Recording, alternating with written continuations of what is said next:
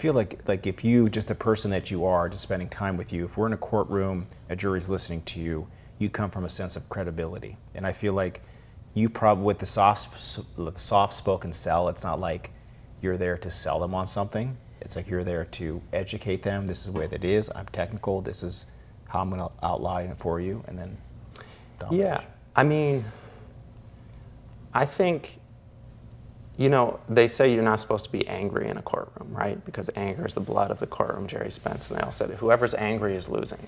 And I agree with that. You can't be a jerk. You can't be angry too soon. But on the other hand, if the defendant's conduct, if the company's conduct is outrageous and you're not outraged, I don't think you have credibility. See, you know what? Because I've never done the jury. You're not a Jerry Spence guy. You never went through that. But we probably know enough about it. I know enough about it. But like, we've heard this preached, and I do believe that there's moments to have outrage and anger, or to show emotion. And if I had to classify my trial technique, I'm passive aggressive, like the whole time, like whatever. But at moments, you have to be able to turn that up. And we were trying a wrongful death of a migrant worker up in Santa Cruz, and one of my partners, Tom Conroy, who used to play baseball with, he was trying the case with me. And I'll never forget this. Like, this expert was up there talking nonsense, wouldn't answer a question, and he got pissed off, and he was like, "Sir, a man is dead. I want you to listen to my question, and I want you to answer." And it was powerful. You could hear a pin drop. He answered the next question. We went back to the hotel room that night, and he's like, "Do you think I was too mean?" I was like, "Actually, I think that was perfect." We talked to the jurors, and they all loved it. It was one moment, right. But it was super powerful. Right. One moment. Yeah, I used to get very angry in the courtroom a lot, and it didn't usually have good results until maybe like 10 years ago. Steve Artesarian, who's been on the show, is a real good trial lawyer. Yep. I think we were having dinner one night, and he was telling me, I used to get angry a lot. And I don't get angry anymore because I realized that the anger needs to come from the jury box. They're the ones who have to get angry in order for your client to do good in this trial. You being angry doesn't translate to the jury being angry. You have to figure out a way to get the jury angry without yourself looking like the angry one. So one thing that and that I've took that straight to heart. And so I was trying a case in San Diego, and Nick Rowley was trying one at the same time. And we were just talking as we were like in the hotel room down there, and he told me this one thing about dealing with, in rebuttal, what he does, and it's borderline. Nick toes a line, right? But you got to do it artfully. So I do this one thing now, and it's been, now that I file motions in limine that I can't do it, and they try to, if they do your research, they call you on it. But in rebuttal, I go up and I'll be like, we're sitting here listening to what we heard the defense lawyer talk about it, and I'm sitting there and I'm pretty angry. Imagine my client's feeling. They must be outraged, and I'm sitting here white knuckled. I don't want to object. I don't want to say anything, but this makes me really pissed off, or teed off, whatever I say. But underneath of that anger, because anger is a surface emotion, underneath that is fear. Fear that the 12 of you bought what they were selling.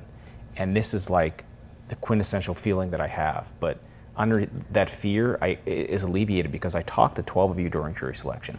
And I feel like the 12 of you are not going to buy this nonsense. And when he told me this, and I do it in a lot of trials, and it's, the defense now when they call you out on it, it's pretty funny, like you can't do it, but it works. The jurors tell me it's one of the most powerful moments whenever you talk about stuff like that. Yeah, you can steal it because I stole it. All right, I steal everything. Yeah, we all just take stuff, make it a little bit better. So Ben, at the end of the episode here, we always ask for you to pick your bourbon of proof. And you, the toxic tort lawyer, there's nothing more toxic than whiskey, but it's also medicinal. I actually never get sick because I think I drink a lot of whiskey. I'll take that to my grave, an early grave. But we could do some junk science reports on that are peer reviewed. Well, during Prohibition, they let people drink whiskey if they had a prescription because it was medicine. That's actually true. So the old Forester was a doctor, Dr. Forster. Yeah. Old Forester was sold as a medicine during Prohibition. You needed a prescription. I didn't think you were awake. I'm awake. Talking about. So Ben Adams, what is your bourbon of proof out of these two? I like the skateboarder bourbon. I love it. It's super good. I could drink this for sure. All day. I feel like you're a guy with a lot of patches. Do you like patches? In high school, yeah. I definitely had some patches on my backpack. On your JanSport, you had some patches? Like the skater, black label. So, like, patch, did you for sure. skate competitively, or were you just like screwing around at the half pipe with your buddies, or what was the deal? I had some sponsorships. I had like a board sponsor. What? Yeah, there's videos of me on the internet. Like, Well, we're gonna acting find them crazy. put in like this episode. freestyle? Mostly like street skating because they didn't have parks. They didn't really have What skate was it called? parks. Mostly what? Street skating. Street skating. So like handrails and like stuff like Oh. that. And we'd make videos. And Did you see? I mean, you seem to be that age. How old are you? 42. Did you see that Jonah Hill movie called Mid '90s? I did. Remember? It was a Did you see that great movie? Jonah Hill made a movie called That Mid was my '90s. life. Yeah. About That like and kids. '90s skateboarding kids in West LA, just like skateboarding and drinking Arizona iced tea and shit. Such a good movie. Yeah, it was, Such a good movie. yeah. I mean, it was the fucking. It's because I was a little older. You know, mid '90s, I was already like in college, you know, in law school.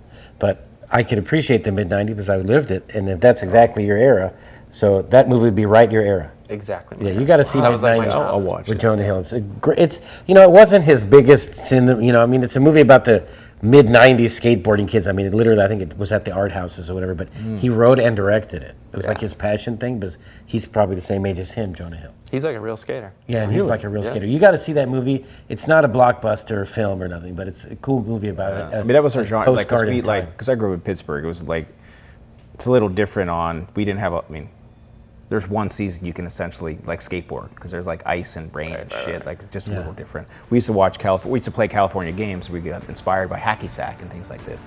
The things you could do in California. Well, Ben Adams, thank you for coming on Bourbon Hey, of Proof. thanks so much for having me, Bob. I really You're an appreciate it. inspiration to us, and thank you for fighting for everybody.